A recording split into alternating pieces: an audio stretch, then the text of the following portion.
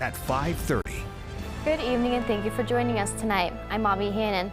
The FBI has issued a warning about 2 or more false videos circulating online related to election security, while officials are hoping to reassure Americans about the integrity of our voting systems. Here's ABC's Morgan Norwood with more, and it's their top story.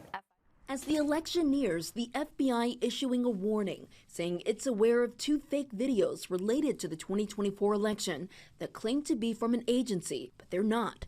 One falsely said the FBI apprehended 3 groups committing ballot fraud, while the second video pertains to Second Gentleman Doug Emhoff, the husband of Vice President Kamala Harris. But the FBI assuring the American public both videos are fake, in a statement saying attempts to deceive the public with false content about FBI operations undermines our democratic process and aims to erode trust in the electoral system. The intelligence community says fake videos are often the work of foreign actors, in particular Russia, China, and Iran. But the FBI did not say if these latest videos have a foreign nexus. On Friday, intelligence officials said a video purporting to show Haitian immigrants on the way to vote in Georgia was a Russian influence operation, described as disinformation and fake. A week earlier, another bogus video that appeared to show a man destroying Trump ballots in battleground Pennsylvania was also a Russian fake. They want to undermine American confidence in our elections and trust in democracy. And they want to sow and stoke partisan discord. They want to pit Americans against each other. Cybersecurity and Infrastructure Security Agency Director Jen Easterly says she's confident in the integrity of our elections. I do not believe it would be possible for a bad actor to tamper with or manipulate our voting systems in a way that they could have a material impact on the outcome of the presidential election. She says the machines Americans use to vote are not connected to the internet, making them very difficult to hack. And there's a physical record of almost all votes. 97% of Americans will have their ballots, their votes, recorded on paper, which means they can be checked and rechecked over and over again. Georgia's Secretary of State said it had identified 4 people who may have attempted to vote multiple times, an incident now under investigation that he said shows the safeguards in the state are working. Morgan Norwood, ABC News, New York. And early voting is still going on in all 3 Siouxland states. In South Dakota, people can still vote either early in person at county auditor's office or absentee ballot by mail. In-person early voting goes from now through November 4th. People have until 5 p.m. on Monday to request an absentee ballot. The deadline for the absentee ballots are to be delivered to county auditor's office by 7 p.m. on Tuesday. In Overland, Nebraska, residents cannot request an early voting ballot to be mailed anymore as the deadline was October 25th. People can still vote early at a county election office through Monday, and early voting ballots must be turned into the county election office by 8 p.m. on November 5th. Finally, in Iowa, voters cannot request an absentee ballot to be mailed because the deadline for that was October 21st. And in-person absentee voting is available through November 4th. Absentee ballots must be turned into the county auditor's office by 8 p.m. on Tuesday.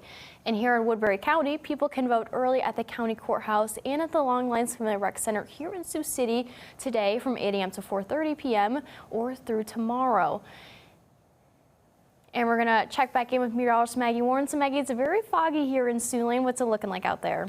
Well, we're going to continue to be a bit soggy out there, as well as foggy, as you mentioned. That fog going to be in from time to time as we continue to sit in a little bit of a dry stretch of weather for the afternoon today. We do see some showers trying to pop back up into the evening and overnight hours, though, but we remain dry as we head through the rest of this afternoon. Temperatures remaining in those upper 50s.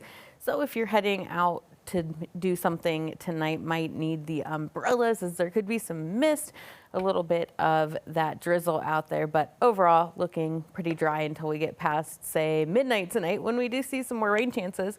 And all the details on that coming up in your full forecast, Avia. Well, thank you, Maggie. And on Monday, Sioux City Council are expected to discuss a grant application for the Big Sioux River Levee expansion project. The application is from the Iowa Homeland Security and Emergency Management Levee Improvement Program. City documents indicate the city is asking for $865,000 to cover half of the estimated design and construction costs. The funds require a 50% cost share by the city, while property acquisition costs are not covered under grant money. This project would extend the Big Sioux River left bank levee system that runs north along River Drive. It would replace the area used for temporary sandbag levee area during flooding to lower the chance of flooding in the Riverside neighborhood. And next week, the Woodbury County Board of Supervisors will discuss having a standardized memorandum of understanding template procedures for 6-county union. It's to make sure the improved benefit in the employee handbook in regards to health insurance upon retirement and sick leave payment are available. County documents indicate funding for the improved benefit will come from department budgets first rather than the health fund. This comes as supervisors passed the improved benefit in the handbook on Tuesday, which changed the sick leave payout from 15% or $3 after 25 years of service to 28% or $5,000 in 15 years of service. There's also the option of a year of single insurance paid if the retiree has 500 hours in their sick leave accrual bank. And now that Halloween is over, people are starting to throw out their pumpkins, but some people are throwing out their pumpkins in a new way that relieves stress. We'll have more on that story later in the show.